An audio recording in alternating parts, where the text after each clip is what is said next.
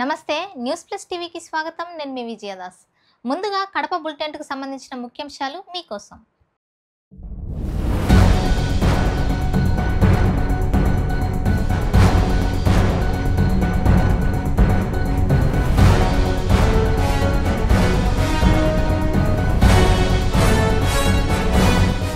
ఒక ఏడాది సఫల పాలనకు గుర్తుగా కడపలో జన సైనికుల వేడుకలు. కూటమి ప్రభుత్వం ప్రజల ఆకాంక్షలను పెంపొందించడానికి ఎప్పుడు ముందంజలో ఉంటుందంటూ స్పష్టత.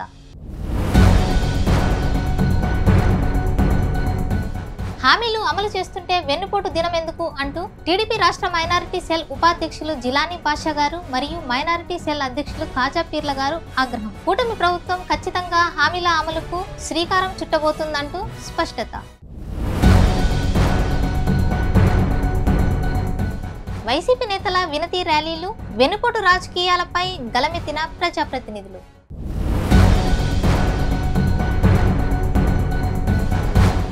ఇది కేవలం సినిమా శాంపుల్ మాత్రమే, ప్రజల తాకిడి ఇంకా మిగిలే ఉంది అంటూ రాచమల్లు హెచ్చరిక.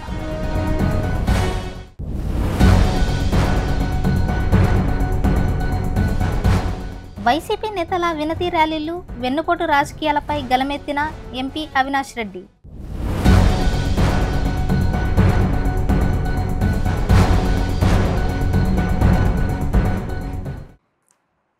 జనరంజకమైన సుపరిపాలన ప్రారంభమై ఏడాదైన సందర్భంగా కడపలో జన సైనికులు ఘనంగా సంబరాలను నిర్వహించారు. రంగవల్లుల తలుకులతో కూడిన వీధుల్లో సంక్రాంతి, దీపావళి పండుగల వాతావరణాన్ని తలపించేలా జనసేన శ్రేణులు వేడుకలకు రూపకల్పన చేశారు. పార్టీ కార్యకర్తలు ప్రజల మధ్య ఉత్సాహాన్ని పంచుకున్నారు. ఈ సందర్భంగా జనసేన పార్టీ నాయకులు జీవి రమణ గారు మాట్లాడుతూ, ఏడాది క్రితం రాష్ట్రంలో కూటమి ప్రభుత్వం ఘన విజయం సాధించి అధికారంలోకి వచ్చిందని, అప్పటి నుంచి పేద వర్గాల జీవన ప్రమాణాలు మెరుగవుతూ వస్తున్నాయని తెలిపారు. పవన్ కళ్యాణ్ గారి పిలుపు మేరకు ప్రజలతో కలిసి పండుగ వాతావరణాన్ని నెలకొల్పాలన్న సంకల్పంతోనే ఈ వేడుకలు నిర్వహించామని స్పష్టం చేశారు.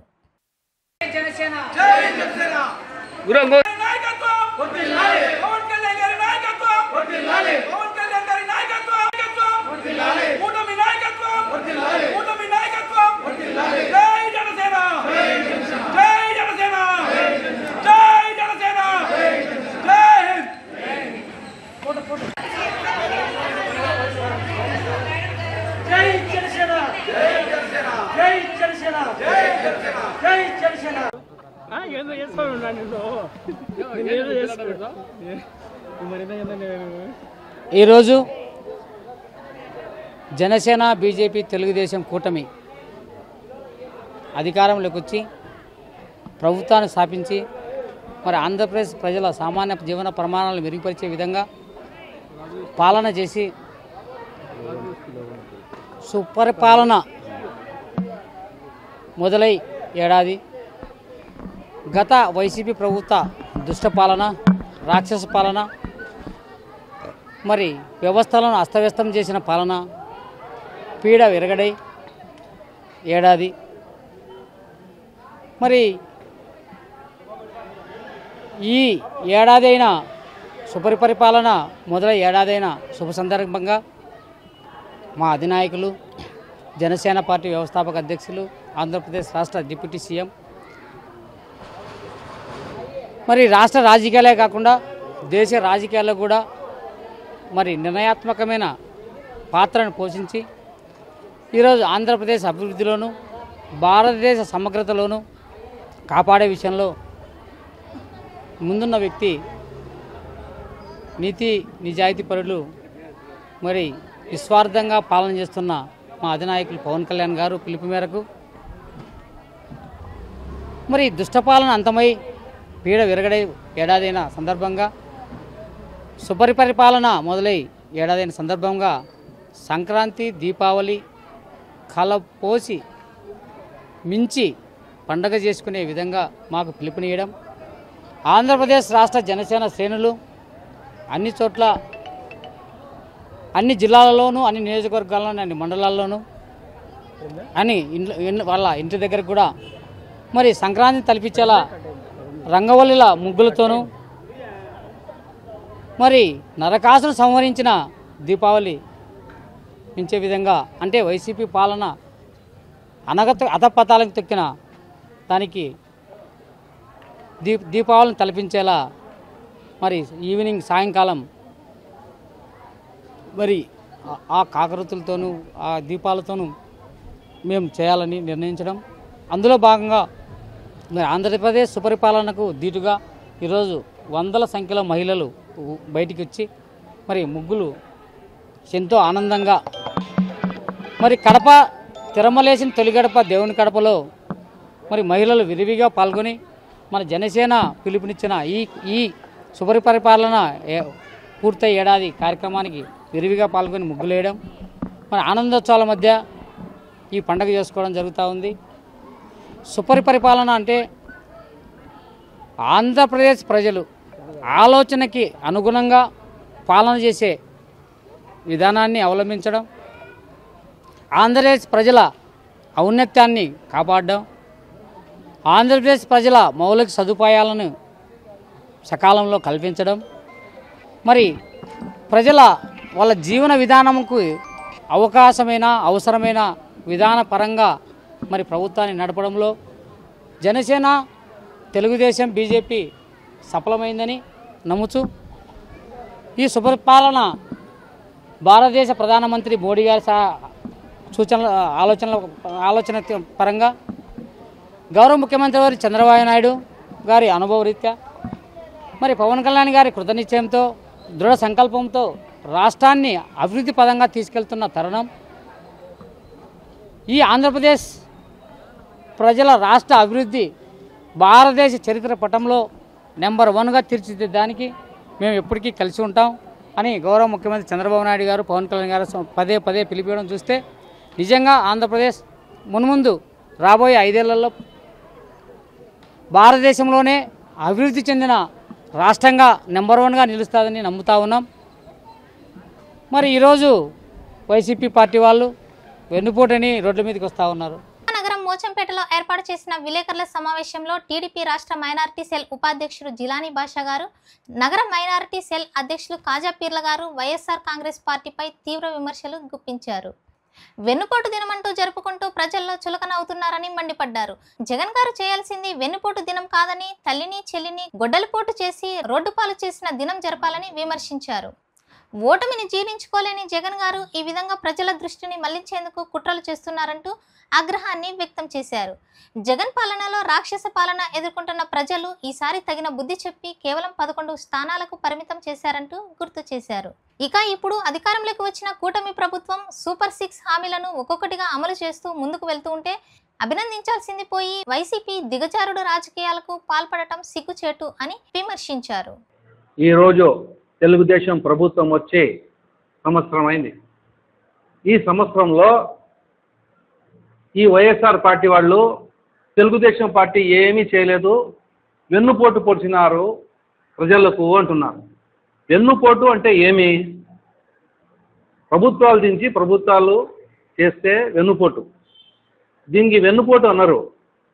ప్రజాస్వామ్య పద్ధతిలో ఎలక్షన్లో ఎప్పుడు కని విని ఎరగని రీతిలో తెలుగుదేశం ప్రభుత్వము ఎన్ని సీట్లు సాధించిందంటే ఇది ప్రజలు నమ్మకంగా చంద్రబాబు నాయుడు గెలిపించిన తెలుగుదేశం గెలిపించిన రోజు ఇది. దీనికి మీరు వెన్నుపోటు తినమంటున్నారు. ఎవరికి వెన్నుపోటు చేసినాం? ప్రజలకు వెన్నుపోటు కొట్టామని మేము. ప్రజలు మమ్మల్ని కోరి తెచ్చుకున్నారు. తెలుగుదేశం గవర్నమెంట్ ఎన్డీఏ గవర్నమెంట్ ప్రజలు కోరి తెచ్చుకున్నారు చంద్రబాబు నాయుడు కావాలా అని. దీనికి వెన్నుపోటు అన్నారండి. మీరు వైఎస్ఆర్ పార్టీ వాళ్ళు ర్యాలీలు తీస్తూ ఉంటే ప్రజలకు అర్థం కావడం లేదు. ఎందుకంటే ఒక సంవత్సరం కాలంలో సిలిండర్లు ఇవ్వడం జరిగిందా? నెంబర్ 1. అదే రకంగా గాంజాయి నిర్మూలనకు విపరీతంగా ఎక్కడ చూసినా అక్కడ కుక్కుటేళ్లతో పెరుగుతున్నామా? 3వ విషయము, ఇప్పుడు వస్తే మీరు తల్లికి వందనం అని చెప్పి మీరు చెప్పినారు, చేయలేదు అన్నారు.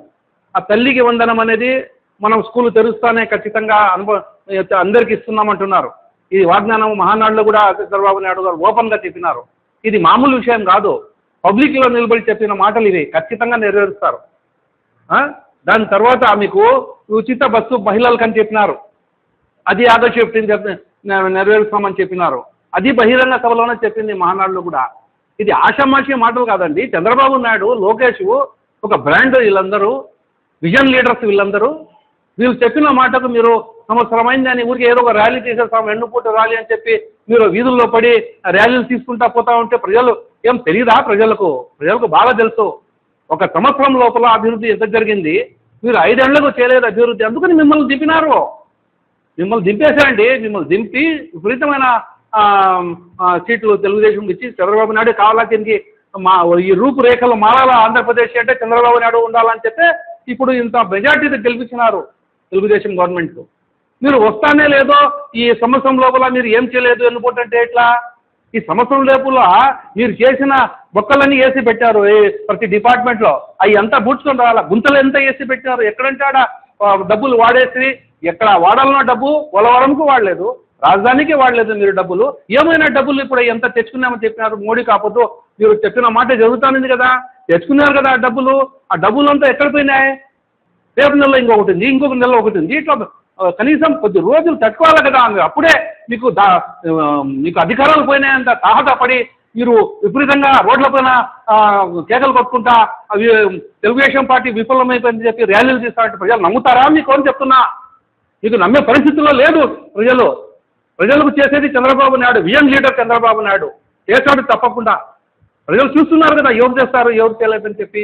మీరు రోడ్లపైన ర్యాలీలు తీసుకుంటా ఈ సంవత్సరం ఇట్లా అయిపోయింది అని చెప్పి అసలు రౌడీయిజంను కూకుట వేళ్ళతో ఈ ఊడ్చి పడేస్తాడు చంద్రబాబు నాయుడు, లోకేష్. అటువంటి దానిలో మీరు చెప్తారు.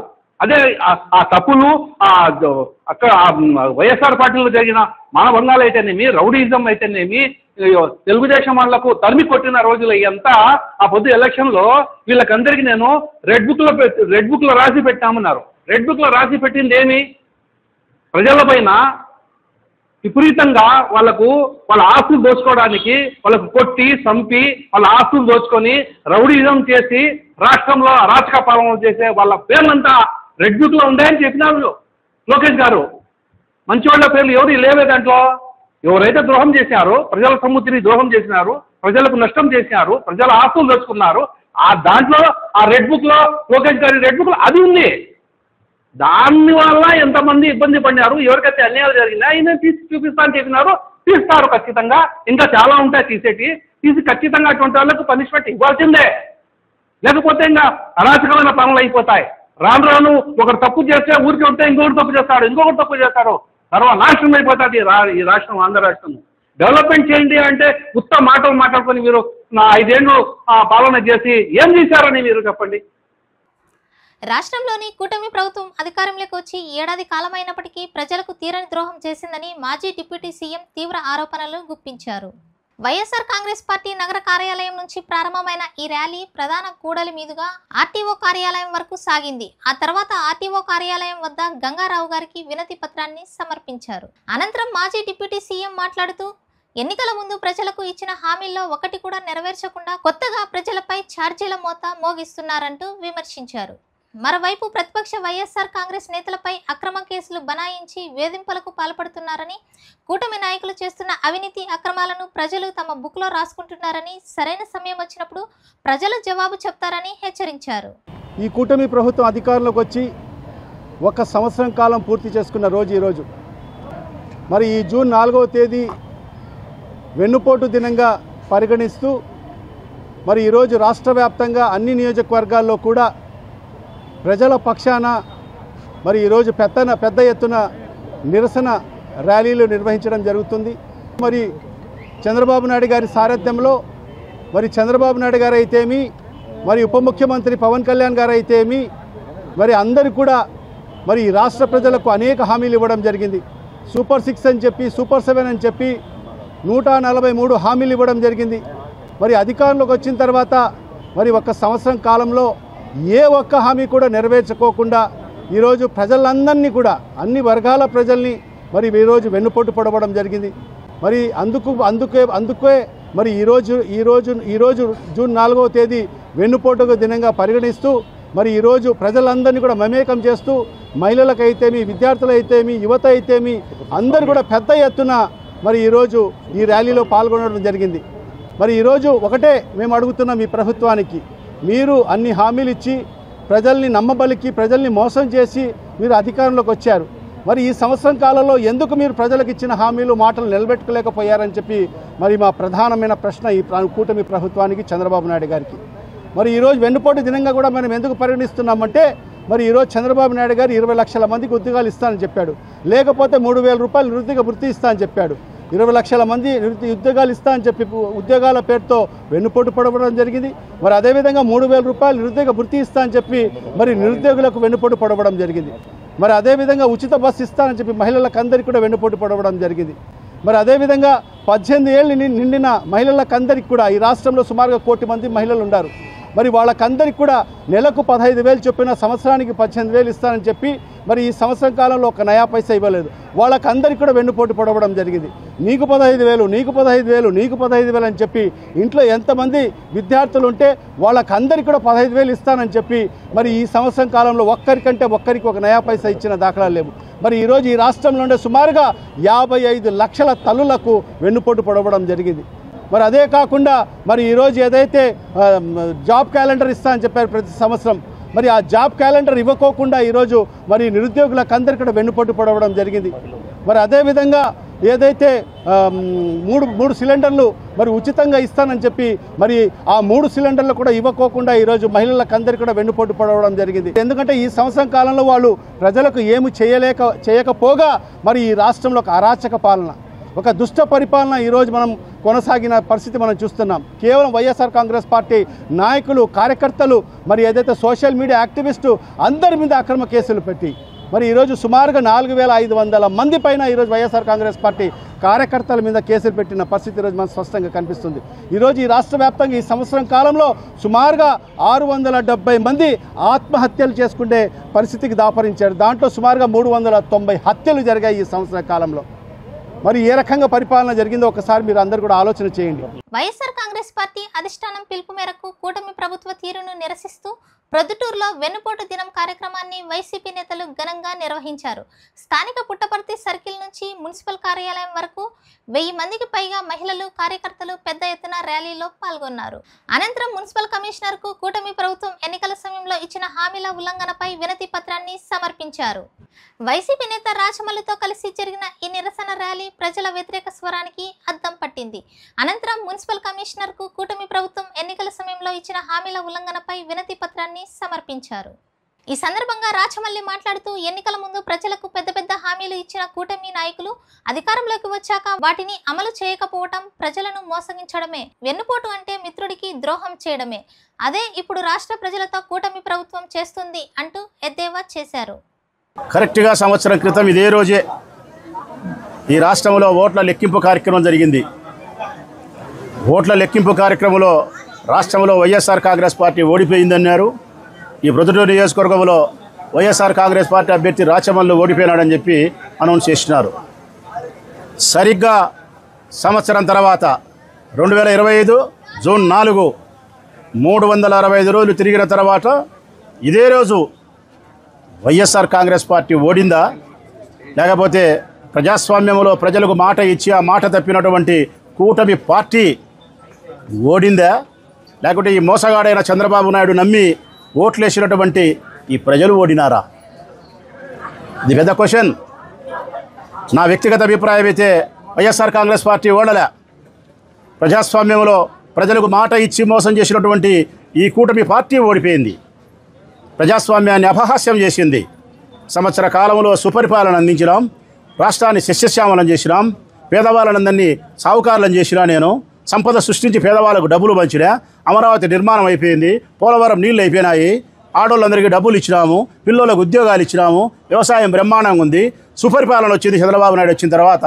అందుకే రోజు సాయంకాలం ఇళ్ళకాడ ముగ్గులు వేసుకొని గొబ్బెమ్మలు పెట్టి పటాకులు కాల్చి పాయసం చేసుకొని తాగమని చెప్తా ఉన్నారు. సిగ్గుండాల. ఒక పక్క పేదవాళ్ళకు పచ్చడి మెతుకులు, పిరిగడు మెతుకులు లేక అల్లాడిపోతూ ఉంటే, జోవిలో 100 రూపాయలు లెక్కలేక పేదవాళ్ళు బాధపడుతూ అవుతుంటే మీరు సుపరిపాలన అందించినామని చెప్పి పాయసం చేసుకొని రంగవల్లులు వేసుకొని పండుగ చేసుకోవాలంటారా? కొంచెమన్నా మీకు ఇంగిత జ్ఞానం ఉందా? పులివెందులలో కడప ఎంపీ వైఎస్ అవినాష్ రెడ్డి ఆధ్వర్యంలో పాత ఎమ్మెల్యే ఆఫీస్ నుంచి ఆర్టీఓ కార్యాలయం వరకు వెన్నుపోటు దినం ర్యాలీ నిర్వహించబడింది. ఈ సందర్భంగా ఎంపీ మీడియాతో మాట్లాడుతూ రాష్ట్ర వ్యాప్తంగా వైఎస్ఆర్ కాంగ్రెస్ పార్టీ పిలుపు మేరకు వెన్నుపోటు దినం కార్యక్రమం నిర్వహించటం జరిగిందంటూ తెలిపారు. ఈ కార్యక్రమం యొక్క ముఖ్య ఉద్దేశం నిద్రపోతున్న కూటమి ప్రభుత్వాన్ని మేల్కొల్పేందుకే అంటూ వ్యాఖ్యానించారు. ఎన్నికల సమయంలో ప్రజలకు బాబు ష్యూరిటీ భవిష్యత్తు గ్యారంటీ అని చెప్పినా కూడా ఇప్పుడు అనుభవిస్తున్నది మాత్రం బాబు ష్యూరిటీ మోసం గ్యారంటీ అన్నట్టుగా ఉందంటూ ఎద్దేవా చేశారు. గత 5 సంవత్సరాలలో వైసీపీ ప్రభుత్వం కేవలం 3 లక్షల కోట్లకు పైగా అప్పు చేసిందని, పైగా ప్రజలకు అనేక సంక్షేమ పథకాలను అందించిందంటూ గుర్తు చేశారు. కానీ కూటమి ప్రభుత్వం ఒక్క ఏడాదిలోనే 1,55,000 కోట్లు అప్పు చేసిందంటూ ఆరోపించారు. జగన్మోహన్ రెడ్డి గారి ప్రభుత్వం అప్పట్లో 66.5 లక్షల పెన్షన్ ఇచ్చింది. ఈ రోజు సంవత్సరం అయితే పెన్షన్ సంఖ్య పెరగాలి కానీ 4.5 లక్షల పెన్షన్ల సంఖ్య తగ్గింది. అంటే ఇప్పుడు 61,90,000 దాకా ఇస్తున్నాము. అంటే 4.5 లక్షలు పెన్షన్ల సంఖ్య తగ్గింది. ఈ ఇచ్చే ఒక్క పథకంలో కూడా 4.5 లక్షల మందికి కోతపోతుంది. ఈ మాదిరి ప్రభుత్వం ఏ మాదిరి కూడా ప్రజలకు ఉపయోగపడకుండా ఇచ్చిన ప్రతి హామీని కూడా విస్మరిస్తూ మోసం చేస్తూ పరిపాలన చేస్తా ఉన్నాం. ఇప్పటికైనా ఇవాళ రాష్ట్ర వ్యాప్తంగా మేము ర్యాలీలు చేస్తా ఉన్నాం. పులివెందులతో పాటు 175 నియోజకవర్గాన్ని ర్యాలీలు చేస్తా ఉన్నాం. మీ ద్వారా ప్రభుత్వాన్ని మేము రిక్వెస్ట్ చేస్తా ఉన్నాం, మనవి చేస్తా ఉన్నాం. తక్షణమే సూపర్ 6 హామీలు అందుబాటులోకి తీసుకోవాలా. ఉచిత బస్సు ఉండాల్సిందే. 18,000 ఆత్మలకు మరి సంవత్సరానికి 18,000 పడాల్సింది. నిరుద్యోగ యువతకు 3,000 రావాల్సింది. రైతులకు ఏడాదికి 20,000 రావాల్సింది. ఈ పథకాలన్నీ కూడా తక్షణమే ప్రజలకు అందుబాటులోకి తీసుకొని రావాలని చెప్పి గట్టిగా డిమాండ్ చేస్తా ఉన్నాం. ముఖ్యంగా ఇప్పటికే అనేక రిక్వెస్ట్లు పెట్టినాం. ఉపాధి హామీ పరిస్థితి అత్యంత దారుణంగా ఉంది. ఇదే మాదిరి కంటిన్యూ అయితే ఈ పథకం ఎగ్జిస్టెన్సే కూడా ప్రశ్నార్థకం అవుతుంది. ఉపాధి హామీ పథకం పరిస్థితి ఇప్పటికీ లేబర్ కి పేమెంట్స్ రావడం లేదు. దాదాపు 6-7 నెలలు అవుతుంది లేబర్ పేమెంట్స్ రావడం లేదు. పథకం ఘోరమైన పరిస్థితి ఉంది. అదేవిధంగా రేషన్ మొన్నటి దాకా ప్రశాంతంగా ఇంటింటికి పోయేది. ఇప్పుడు షాపులకు పోయి తీసుకోవాలంటున్నారు. పరిస్థితి ఎట్లుందో మీకు చూస్తా ఉన్నారు. ఏ రకంగా ముసలి ముత్తగా ఇబ్బంది పడుతుంటారో మీకు చూస్తా ఉన్నారు. హ్యాండిక్యాప్డ్ పీపుల్ ఏ రకంగా ఇబ్బంది పడుతుంటారో మీకు చూస్తా ఉన్నారు. కాబట్టి ఇవన్నీ కూడా ప్రజా వ్యతిరేక విధానాలు. తప్పకుండా మార్చుకోవాలి. ఈ ప్రభుత్వం ఈ ప్రజా వ్యతిరేక విధానం నుండి మారి ఇచ్చిన హామీలన్నీ కూడా అమలు చేయాలని చెప్పి మీ ద్వారా చంద్రబాబు నాయుడు గారి ప్రత్యేకత ఏంటంటే ఏదైనా జరగని పని, ఏదైనా చేయని పనిని, ఒక అబద్ధాన్ని ఎంతో కాన్ఫిడెంట్గా పెద్ద పెద్ద కళ్ళు చాలా గంభీరంగా మాట్లాడతాడు. ఒక అబద్ధాన్ని చాలా కాన్ఫిడెంట్గా చెప్తాడు. ఉదాహరణకు ఇప్పుడు మీరు క్వశ్చన్ చేసినట్టు 60 ఏళ్ళు పైబడిన వారికి ఇంటింటికే వెళ్ళి రేషన్ ఇమ్మని చెప్పి చంద్రబాబు ఆదేశించాడని మీరు చెప్తా ఉన్నారు. కేవలం మాటలకే పరిమితం. ఇవాళ మీరు చెప్పండి, ఎక్కడ ఇంటి వద్దకు వెళ్ళి ఎక్కడ ఎవరికి రేషన్ అందుతుందో ఒకసారి మీరే చెప్పండి, మీరు చూసి చెప్పండి. కేవలం మాటలకే పరిమితం. ఏ రకంగా అయితే కొన్నేళ్ల క్రితం ఏమన్నాడైనా, బెల్ట్ షాపులు ఎక్కడైనా ఉంటే బెల్ట్ తీస్తా అన్నాడు. ఏ పల్లెలో బెల్ట్ షాప్ లేదో ఒకసారి నాకు చెప్పండి. ఏ ఒక్క పల్లెలో బెల్ట్ షాప్ లేదో ఒకసారి మీరు చూసి చెప్పండి. రాష్ట్ర వ్యాప్తంగా 48,000 బెల్ట్ షాపులు ఉన్నాయి. మరి చంద్రబాబు నాయుడు గారు ఒక్క చోట బెల్ట్ షాప్ ఉన్నా కూడా బెల్ట్ తీసి కొడతా అన్నాడు. 48,000 బెల్ట్ షాపులు ఉన్నాయి. అన్ని బెల్టులు కొనుక్కోవడానికి, అన్ని బెల్టులతో కొట్టడానికి మరి ఆయన వయసు కూడా సరిపోదేమో అని చెప్పి అనేక షరతులు పెట్టినారు. అయినా ఇదే మీ ప్రభుత్వం నుంచి ఇవన్నీ ఉంటాయని మనం ఎక్స్పెక్ట్ చేయాల్సిన పని లేదు. ఇవన్నీ ఉంటేనే ఇవన్నీ జరుగుతాయని కూడా ఎక్స్పెక్ట్ చేయాల్సిన పని లేదు. ఇవాళ సంపద సృష్టి అనేది ఎక్కడుందో ఎవరికి అర్థం కావడంలా. కేవలం ఇవాళ పవన్ కళ్యాణ్కు ఒక చాపరు, ఒక హెలికాప్టరు, లోకేష్కి ఒక చాపరు, ఒక చార్టెడ్ ఫ్లైట్, ఒక హెలికాప్టరు, చంద్రబాబు నాయుడు గారికి ఒక చార్టెడ్ ఫ్లైట్, హెలికాప్టరు. ఈ మాదిరి 3 విమానాల్లో, హెలికాప్టర్లలో తప్ప నేల మీద తిరిగే పరిస్థితి లేదు. నెంబర్ 1 అంటే రాష్ట్రానికి ఏకంగా 3 ముఖ్యమంత్రులు అయినారు. వారి 3 ప్రయాణ భారం అంతా ఫ్లైట్ల భారం. అందరూ ప్రత్యేక ఫ్లైట్లే, అందరూ ప్రత్యేక చాపర్సే, హెలికాప్టర్సే. వారి ప్రయాణ భారం అంతా కూడా ప్రజల మీదే పడతా ఉంది. ఇవాళ గ్రామాల్లోకి వెళ్ళి ఒకసారి చూస్తే ఉపాధి హామీ పథకం పూర్తిగా అటకెక్కింది. దాదాపు 8 మాసాలు అవుతా ఉంది. ఉపాధికి సంబంధించిన కూలీ డబ్బులు పడక 8 మాసాలు అవుతా ఉంది. ఉపాధి హామీ పథకము తెలుగుదేశం పార్టీ కార్యకర్తలకు కామధేను అయిపోయింది. అంటే అర్నింగ్ సోర్స్ అయిపోయింది. ఏ మాదిరి మిషన్ తో పనిచేయడము, ఆ తర్వాత మనుషులను నిలబెట్టి ఫోటోలు తీసి మస్టర్లు అప్లోడ్ చేయడము, బిల్లులు క్లెయిమ్ చేయడము, ఈ మాదిరి భారీ ఎత్తున అవకతవకలు జరుగుతూ ఉన్నాయి. కాబట్టి వేజ్ కాంపనెంట్ రాని పరిస్థితి ఉంది. ఇప్పటికైనా ఈ ప్రభుత్వం ఉపాధి హామీ పథకాన్ని పూర్తిగా గాడిలో పెట్టి పేదలకు, నిరుపేదలకు వారి యొక్క కష్టపడితే తప్ప మరి 3 ఏళ్లు నోట్లోకి పోని పరిస్థితి ఉన్న వాళ్లకు అండగా నిలబడే విధంగా మరి ఈ పథకాన్ని పూర్తిగా రిపేర్ చేయాల్సిన పరిస్థితి ఉందని చెప్పి సంవత్సర కాలంలో ఉపాధి హామీ పథకాన్ని సర్వనాశనం చేసింది ప్రభుత్వం. ఈ పథకాన్ని పూర్తి స్థాయిలో రిపేర్ చేసి పేదలకు మరి మంచి చేసే విధంగా పథకాన్ని తీర్చిదిద్దామని దాని గైడ్ లైన్స్ ఫాలో కమ్మని చెప్పి మనవి చేస్తా ఉన్నాం.